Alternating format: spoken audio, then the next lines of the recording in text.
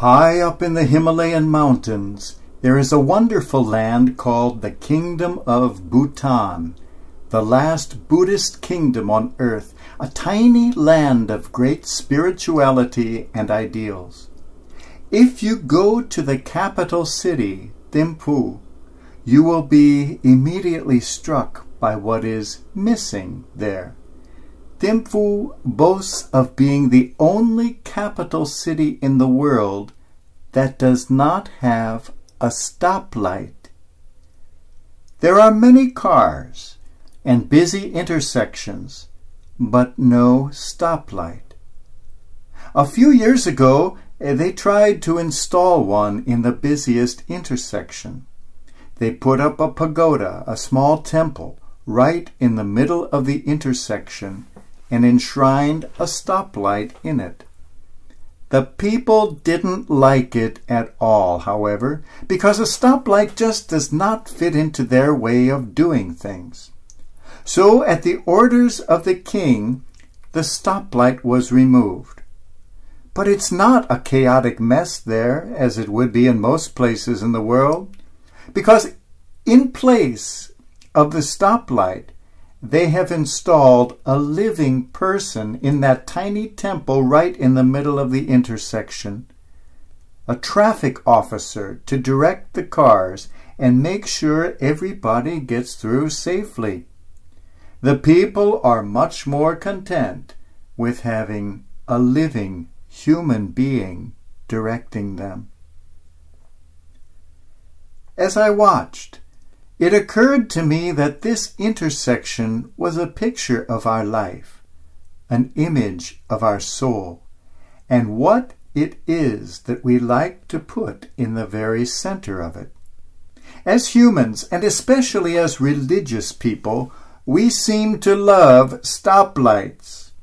We have made almost a cult of the red light, taking comfort in all sorts of laws and rules, telling us to stop, telling us not to do this and not to do that, and thinking that that somehow makes us holy. The Jewish society of Jesus' day was very much like that. The law and not the spirit had become enthroned, quite literally enshrined as the center of the temple, the center of life. In particular, the group known as Pharisees had become experts at all the impossible intricacies of the countless rules and laws that had sprung up. They judged a person's righteousness by adherence to their laws, and judge they did. Jesus always seemed to delight in breaking all the laws possible right in front of those Pharisees. He came to shatter the illusion that laws can stand in the center of our temple. He toppled not only the tables of the temple, he toppled the supremacy of law and restored the Spirit as the center of life. For him, there was only one law that mattered, the law of love, and the only sin was not loving. As the Dutch writer Multatuli was to put Christ's message many centuries later, there is only one evil, one crime, one sin, and that is lack of heart. What Jesus did was to smash the stoplight regulating and controlling every aspect of people's lives. In its place now stood a living person, the Christ, right in the middle of the intersection of human life, which we call the soul. A living person to guide us safely through the confusion. A living person, fully human, yet so much more than that, to show us that we too are capable of becoming so much more. With the Christ, all the old laws not grounded in love, All the religious regulations, together with their terrible punishments and consequences, became not merely meaningless, antiquated taboos, but terrible, destructive idols opposed to the Spirit of God and humanity. So radical was this that it changed the world forever. So radical was this that Jesus had to be killed precisely for this. Yet in the end, the Christ prevailed, even over death itself. What stands at the center of our life? An idol in the form of a stoplight of religious laws? Or the living Christ? For many, the first is much easier. In our world, we find many who, fearing chaos, disorder, anarchy, cling to that beloved stoplight. And what a tyrant that stoplight can be.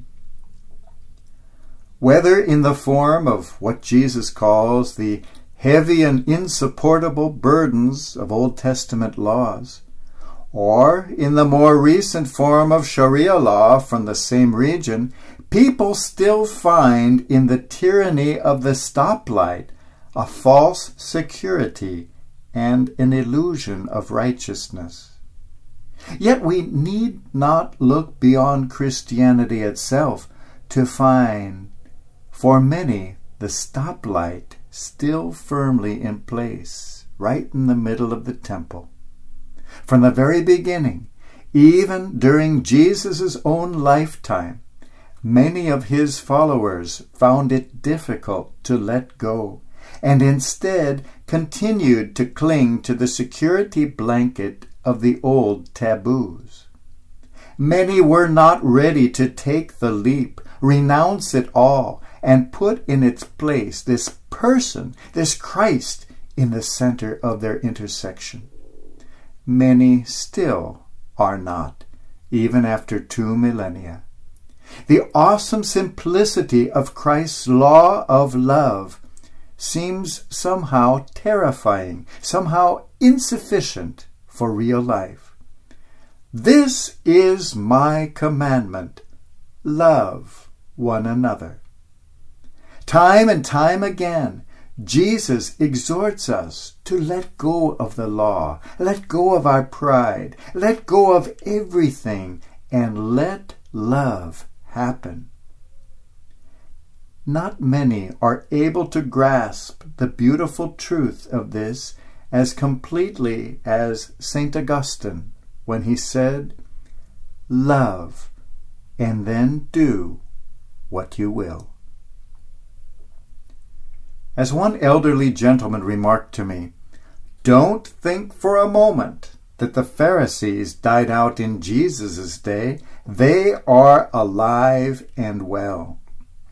The Holy Father, too, notes sadly in his magnificent apostolic exhortation, Evangelium Gaudii, "It always pains me greatly to see some Christian communities and even consecrated persons wanting to impose certain ideas at all costs, even to the point of persecutions, which seem to be veritable witch hunts." Pope Francis goes on further to plead, "Let us ask the Lord to help us understand the law of love.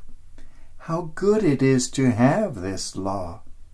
How much good it does us to love one another in spite of everything." Law or love? What do we base our life on? That is always the dilemma for those seeking something higher. The comfortable, easy, black and white, cut and dry order that comes from law? Or the reckless abandon and seemingly foolish trust which comes from love? The Christ brings us the radical new way, not the law or love, but the law of love. The temple erected right in the middle of life's traffic to give us direction has not been made to house a stoplight, a law to be worshipped, an endless list of taboos and thou shalt nots. It has been given to house a person, the Christ, the only thing worthy of standing at the center of the busy intersection we call life, the only thing capable of guiding us safely across to the other side. The choice is ours.